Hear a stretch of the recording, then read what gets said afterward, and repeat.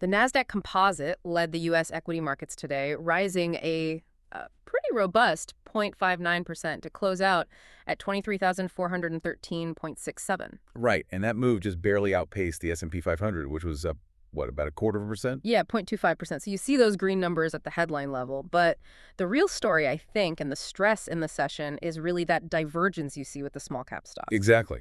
I mean, if you look under the hood at the Russell 2000, it actually went the other way. It declined by 0.17%. So you've got this huge gap opening up. A huge gap. You have large cap tech pushing everything forward, and it creates this spread of over 40 basis points, a negative 0.42% spread against the really economically sensitive small caps. And that's not just a number, right? That's a signal. It's a massive signal about what the market actually cares about right now. It is. It's that quality bias we've seen before, and it is firmly in place. When you see liquidity in these mega cap names just crushing the small domestic companies, it tells you investors want safe harbors. They want known growth, high margins, not a bet on a broad economic recovery. So they're betting on specific growth stories that can, sort of insulate themselves from a softening economy. Precisely. Let's look at the sector breakdown because it really tells that story. Yeah, the leadership was incredibly concentrated today. It was. Technology surged 1.03%. Industrials also had a good day, up 0.87%. But then you look at the cyclicals, the stuff that builds the actual economy. They were just left in the dust. Left in the dust is putting it mildly. They were actively sold off. Energy was the absolute worst performer, down 1.29%. Materials dropped almost a full percent, 0.91%. So if you put that next to the small cap weakness, it's all one trade. It's a uniform message. The market is basically shorting the physical economy because it believes the weakness we're seeing in the data is real. And the gains we did see were so specific. This wasn't a rising tide lifting all the tech boats, was it? Yeah, not at all. The enthusiasm for AI infrastructure, that came back today, but you can really trace the big moves down to single companies with exceptional news. Like MongoDB. Look at MongoDB. They're in cloud databases, right in the middle of that whole AI story. They soared, around 26%? 26% in one day. For a company that size, that's a statement. It's a huge statement. It says that in this kind of market, mediocrity gets punished, but exceptionalism gets rewarded instantly and, violently. We saw it elsewhere, too. Credo technology hit an all-time high after its earnings. And even in industrials, it wasn't a broad rally. No, it was narrowly focused. Boeing was up, between 8 and 10%? Yeah, on that big Navy contract. That's a $104 million Navy contract, plus some positive cash flow guidance. It's a pure company-specific win. It has nothing to do with the broader economy. Which means if you're a fund manager, you can't just buy the index. You have to be incredibly selective right now. Absolutely. And to prove that point, just look at Maple Bear Instacart. Right. They were down over 2%. Not because of some disaster, but simply because Amazon announced it was testing ultra-fast grocery delivery. Just the threat of competition. The market instantly punished them for a perceived threat to their moat. It's all about conviction in revenue streams. Okay, this is where it gets, I think, philosophically interesting because you have this micro leadership happening against a really confusing macro backdrop. I mean, we got what is, by any traditional measure, unambiguously bad economic news today. The ISM Manufacturing PMI fell to 48.2. And that missed expectations, which were closer to 48.6.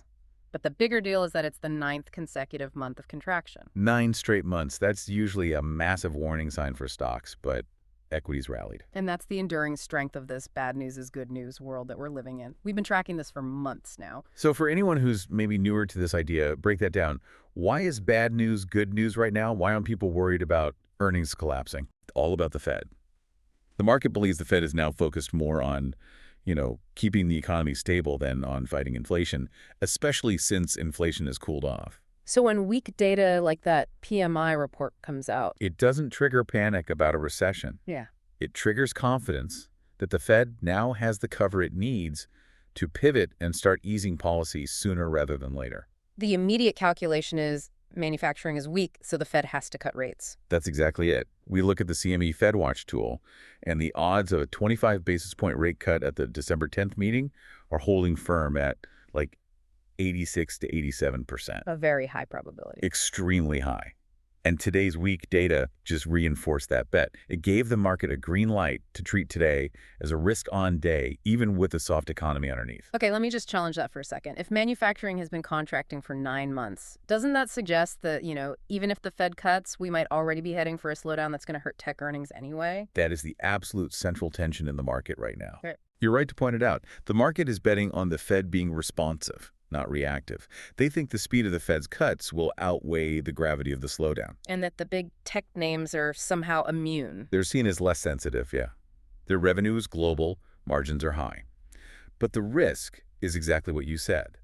If this slowdown gets worse and starts hitting the services sector, which we'll get data on this week, then the focus shifts very quickly from rate cuts are coming to, oh no, earnings are at risk. And that 0.59% Nasdaq gain could disappear in a heartbeat. In a heartbeat. That helps explain what happened in the bond market, though. Yields went down, but only modestly. Right. The 10-year yield fell just 1 basis point to 4.090%. If the market is 87% sure of a cut in December, why didn't we see yields fall more? Doesn't that suggest some doubt? It absolutely suggests caution. Yields moved, but not dramatically, and the yield curve is still flat.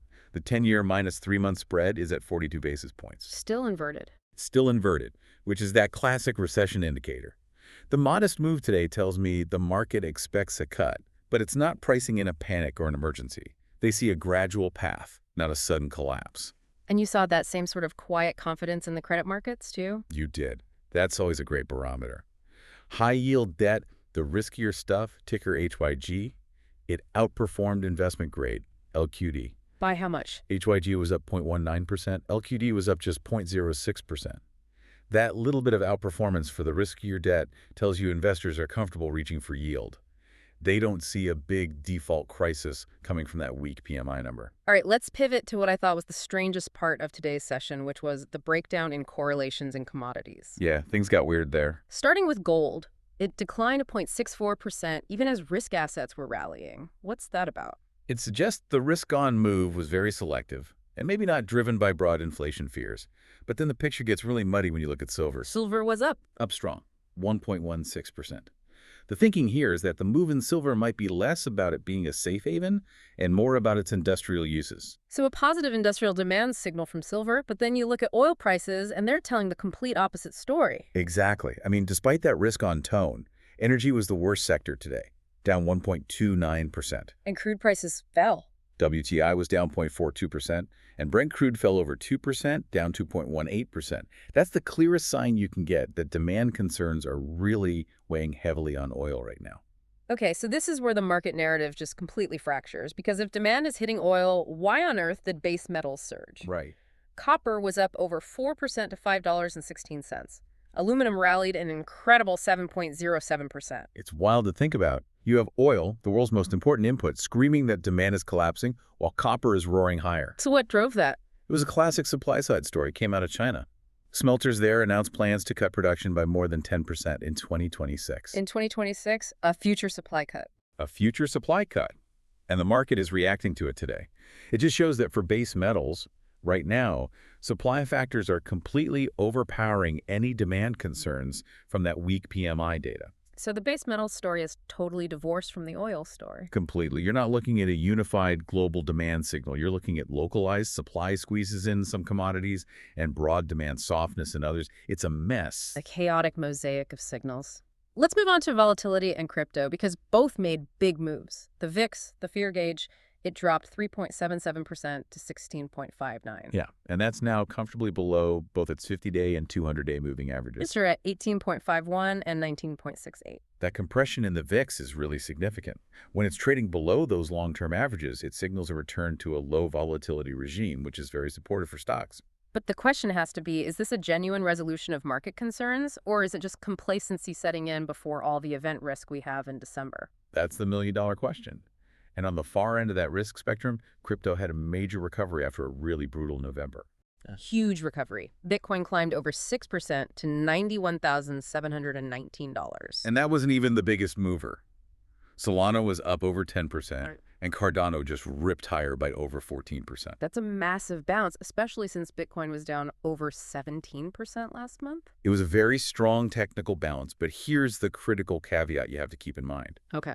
This huge rally happened even as Bitcoin ETF flows showed zero inflows from the major funds, like the Franklin ETFs. Zero institutional flow. So what does that tell us about this rally? It strongly suggests this move is just technical relief. It's a recovery from being oversold, maybe some short covering, but it is not a fundamental shift driven by new institutional money. If big money was flowing back in, you'd see it in the ETFs. You would absolutely see positive flows. The fact that the whole complex moved together just reinforces that this was probably a broad technical relief rally. That really frames the current market perfectly. You've got this very specific, high-quality stock leadership combined with these technical moves like VIX compression and the crypto bounce that are just overwhelming some genuinely soft economic data. It sets the stage perfectly for what's coming this week. It does. The focus has to shift to the services side of the economy now.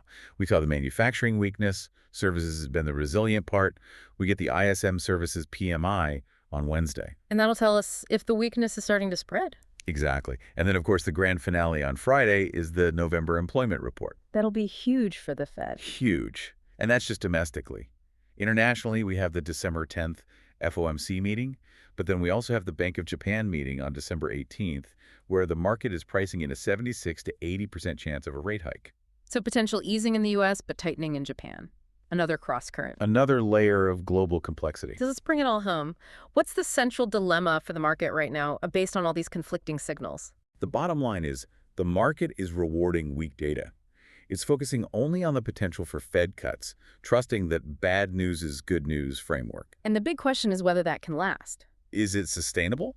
Or does more economic weakness, especially if that services number disappoints, finally shift the market's focus from the promise of rate cuts to the grim reality of earnings risk and a bad revenue outlook? If that happens, this rally is in trouble. If that shift happens, this low volatility, large capital rally becomes extremely vulnerable. That is the tightrope we're walking right now. Wow, that's a powerful thought to leave on. Tech leading, vol compressing, but the underlying economy is sending up some serious warning flares. Extremely dynamic, yeah. Underneath what looked like a pretty quiet day for the indices. Well, that covers today's complex market action. That's the daily consolidation for today. As always, remember that the analysis we provide is purely for educational and informational purposes. It is not financial or investment advice. And you must always do your own research before making any decisions. But if you did find this helpful, we'd love for you to hit that like and subscribe button. We are back every trading day after the close to break down the latest action. See you next time.